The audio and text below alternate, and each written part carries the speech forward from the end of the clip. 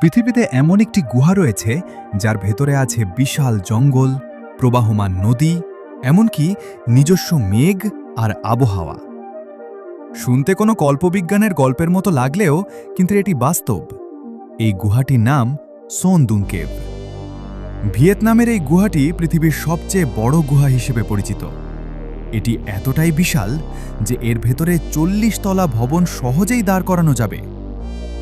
গুহাটির ছাদের কিছু অংশ ধসে যাওয়ায় সেই ফাঁকা অংশ দিয়ে সূর্যের আলো ভেতরে প্রবেশ করেছে, আর সেই আলোয় গুহার ভেতরে জন্ম নিয়েছে ঘন সবুজ জঙ্গল, যাকে অনেকেই গার্ডেন অফ ইডেন বলে ডাকেন।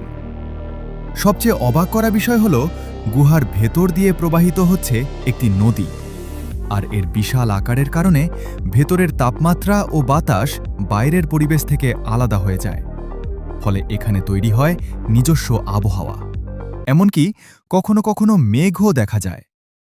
এটি যেন পৃথিবীর ভেতরে লুকিয়ে থাকা আরেকটি পৃথিবী। এই গুহার অনেক অংশে মানুষ এখনো পৌঁছাতেই পারেনি।